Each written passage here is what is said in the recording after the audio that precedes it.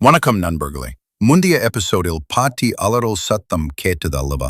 இன்று பாட்டிக்கு என்ன நடந்து பார்ப்போம். வாடி போலாம். பாட்டிக்கு ஏதோ ஆயிடுச்சு, சீக்கிரம் வா. சரி வா போலாம். பாட்டி என்ன ஆச்சு? ஏன் காத்துனீங்க? யாரோ பலமா கன்னத்துல அரைஞ்ச மாதிரி இருந்துச்சு.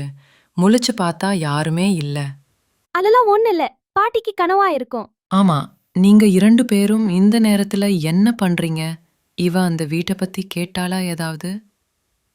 எனக்கு அவட சித்தப்பா வண்டி ரிப்பேர் ஆயிடுச்சு. அதான் என்ன கூப்பிட வந்தா. அப்போதான் நாங்க பேசிட்டு இருந்தோம். உங்க சத்தம் கேட்டுச்சு. நம்புற மாதிரி இல்ல. பாட்டி சமாதானப்படுத்தி விட்டு எல்லாரும் தூங்க சென்றனர் வீட்டிற்கு. காலையில் மீண்டும் அங்கே சென்றதை பற்றி பேசிக் கொண்டிருந்தனர். அங்க பாத்தீங்களா? அந்த ரூம்ல விலை உயர்ந்த பொருள்கள் இருக்குது. அதான் இந்த ரூம்ல பூட்டி இருக்குன்னு நினைக்கிறேன்.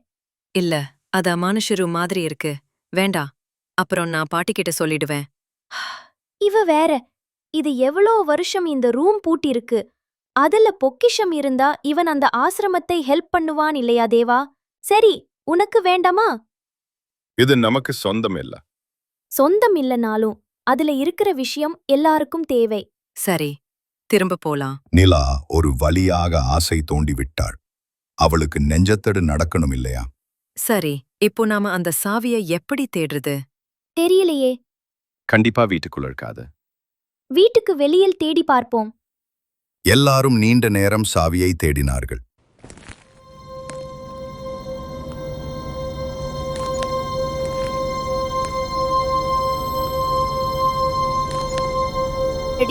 சாவியை எவ்வளோ தேடியும் கிடைக்கல.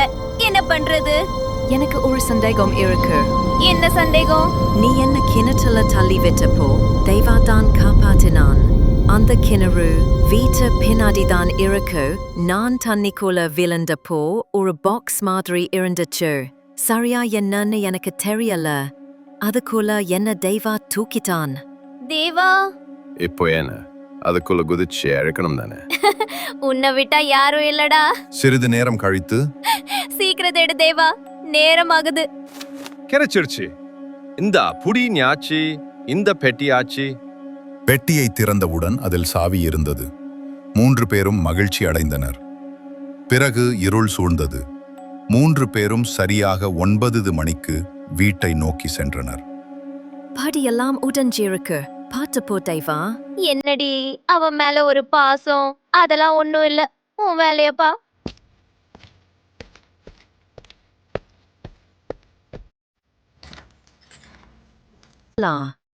இங்க பாரேன், நம்ம மிரர் கண்ணாடில விழவே இல்ல. அதுவரை பயப்படாத நிலா கொஞ்சம் முகம் பயத்தில் தெரிந்தது.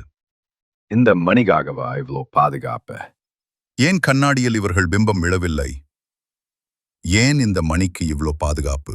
பின்வரும் எபிசோடில் பார்க்கலாம். இந்த வீடியோ உங்களுக்கு பிடிச்சிருந்தா ஒரு லைக் போடுங்க, உங்க ஃப்ரெண்ட்ஸ் கிட்ட ஷேர் பண்ணுங்க, அப்புறம் சப்ஸ்கிரைப் பண்ண மறந்துடாதீங்க.